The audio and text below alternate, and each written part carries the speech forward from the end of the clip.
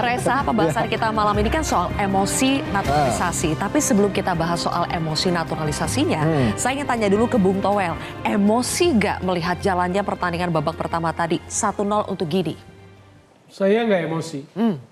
Karena apapun hasilnya, sebetulnya pencapaian Indonesia di menuju meraih tiket Olimpiade ini udah istimewa lah. Bisa semifinal, bisa playoff ranking 3, lalu harus playoff lagi sekarang dengan wakil Afrika. Saya pikir udah melampaui pencapaian. Oke. Jadi apapun itu sebetulnya apresiasi tetap buat timnas Indonesia. Lolos atau tidak lolos Olimpiade tidak masalah? Ya, tidak untuk Bung masalah. Toel? Kalau saya karena lihat lawannya ini kan juga punya kualitas. Babak pertama ini kan masih baru babak pertama tadi kan ketinggalan 0-1. Jadi bukan hal yang gampang, apalagi kita nggak diperkuat materi terutama di belakang. Rizky Ridho nggak ada, Justin Hubner nggak ada, Elkan Bagot nggak mau datang kan begitu. Elkan Bagot nggak mau datang ya? Atau nggak mau respon? Ya nggak respon. Masih misteri katanya ya. Oke, tapi 1-0 atau tertinggal 0-1 untuk Indonesia itu not bad kah, Bung Toel? Not bad. Not bad at all ya. Melihat bagaimana orang-orang sudah berspekulasi nih Reza. Katanya ini bisa 3-0, bisa 4-0. Kayaknya sudah tidak pede gitu loh. Tapi dari segi fisik, mental sepertinya mengimbangi ya Bung Toel di babak pertama ini. Jadi cenderung mainnya defend kan di bawah tadi. Sesekali serangan balik bagus. Cuma ketika dapat serangan balik juga agak susah. Jadi kehebatan tim kita, kekuatannya di serangan balik, tapi kelemahannya juga sama. Tadi kan penalti itu awalnya di serangan balik. Terus ada pelanggaran penalti. Tapi STY hebat dong, bisa setidaknya babak pertama ini mengimbangi. Saya tidak sepenuhnya mengiyakan pernyataan Anda. Kenapa? Dari segi taktik kenapa memang? Karena saya menilai panjang ya, sejak hadir di era Ketum PSSI Iwan Bule sampai sekarang gitu loh. Jadi saya mengamati panjang. Tapi untuk pertandingan ini saja gimana ramuan taktik dari Sintayong? Untuk U23 ini oke lah, apresiasi. Di laga lawan Gini? Di laga lawan Gini kan udah jelas kalimatnya sebelum pertandingan. Nggak usah lihat isi pertandingannya karena orientasinya akan lolos. Berarti memang sangat parkir bus. Oke, sangat parkir bus ya. Bung Wiwit, Anda melihat hal itu juga Bung Wiwit, seperti itu, parkir bus? Ya sangat bisa dimengerti ya, karena kita, kalau menurut saya kita sudah habis semuanya di Piala Asia.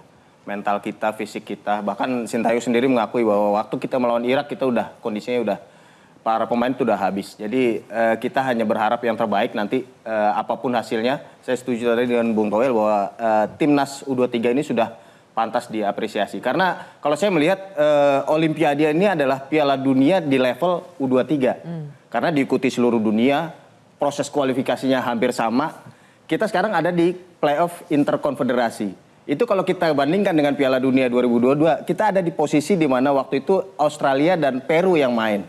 Kita udah hampir menjadi 20 tim terbaik di dunia kalau bicara Olimpiade 2023. Jadi apapun yang hasil yang didapatkan oleh Sintayong dan pasukan nanti, kita pantas berikan apresiasi. Kita sudah menjungkir balikan prediksi karena semua orang mengira Korea Selatan nanti yang akan menemani Jepang dan Uzbekistan ke Olimpiade. Tapi ternyata kita buyarkan semua prediksi itu. Oke, berarti Mas Hamdan kalau melihat penilaian dari dua pengamat bola kita sepertinya sangat mengapresiasi dan merasa bahwa tidak lolos Olimpiade pun sepertinya bukan masalah begitu besar karena kita sudah banyak sekali pembuktian yang kita lakukan selama Piala Asia.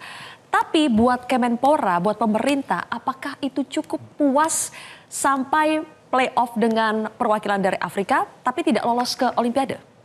Jadi tentu kita melihat sesuatu dari skala makro ya, kita lihat secara strategis. Kita harus trust the process. Karena success is not an instant ya. Bill Clinton pernah mengatakan, follow the trend line, not the headline. Lihat trend line-nya bagaimana timnas kita naik secara gradual dari ranking FIFA 170 hingga 130. Beberapa kali tim yang dipimpin, yang dilatih oleh Coach Sintayong menciptakan rekor-rekor baru.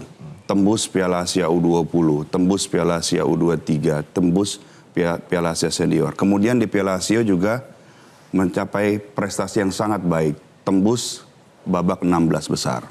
Kemudian untuk Piala Asia U23, PSSI menyatakan targetnya adalah 8 besar.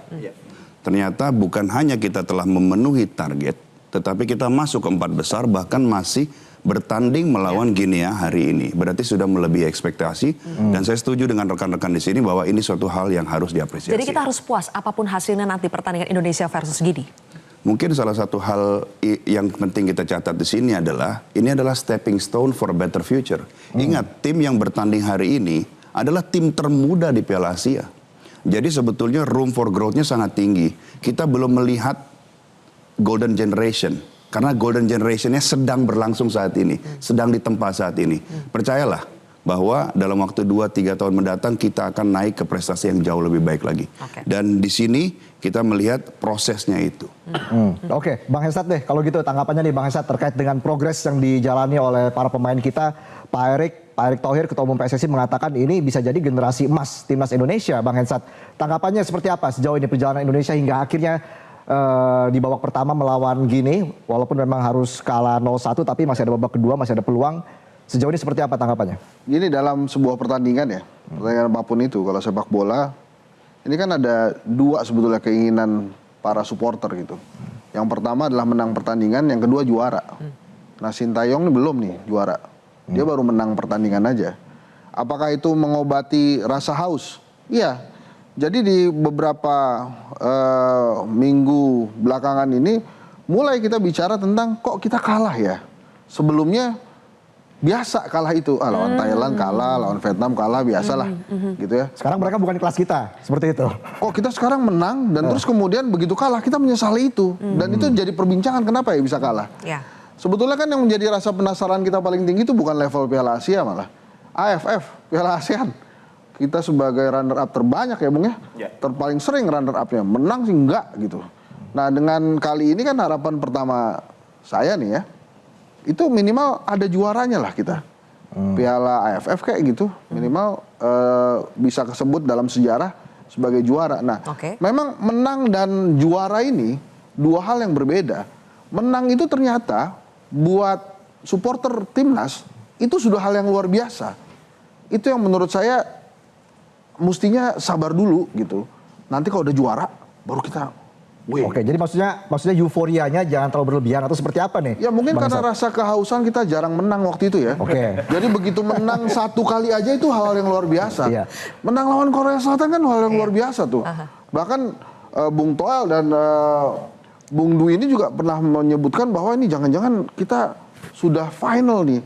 Di lawan Korea itu sudah menangan yang luar biasa. Nanti itu bisa jadi turun terus. Itu sudah peak moment kita itu ketika menang lawan Korsel. Akhirnya begitu juga gitu. Tapi kalau kata tadi Mas Hamdan kan ini follow the trend line. Ini kan ada prosesnya. Kalau kita bicara percaya proses gitu kan. Ya, banyak kan, tagar di media sosial seperti itu. Follow the process itu kan sebuah perkataan untuk menyembunyikan kekecewaan aja sih.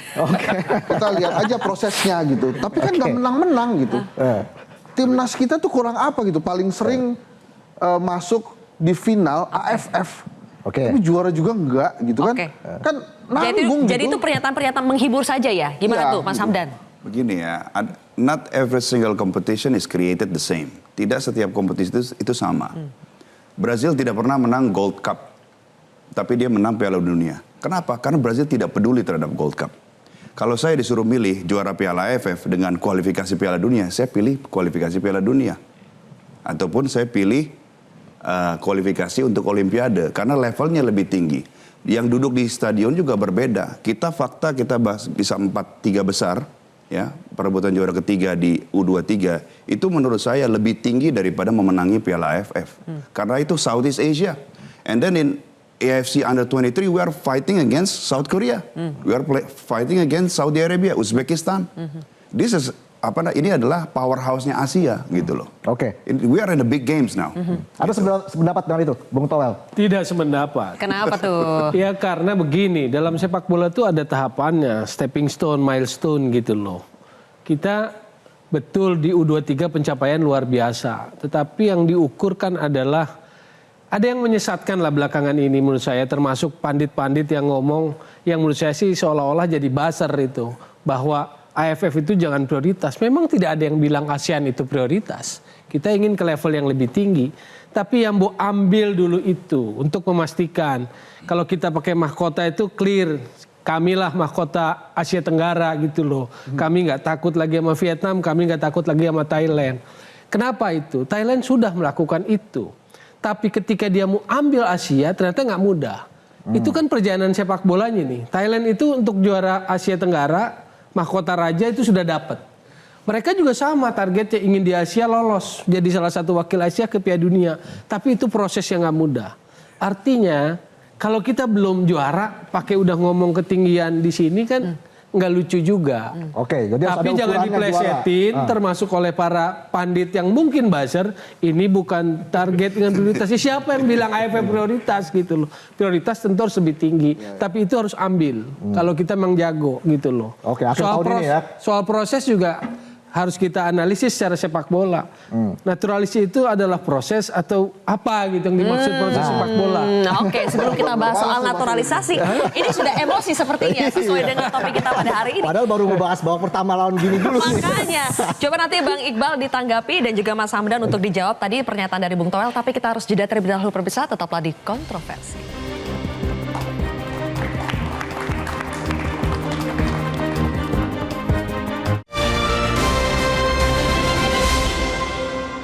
Jelajahi cara baru mendapatkan informasi. Download Metro TV Extend sekarang.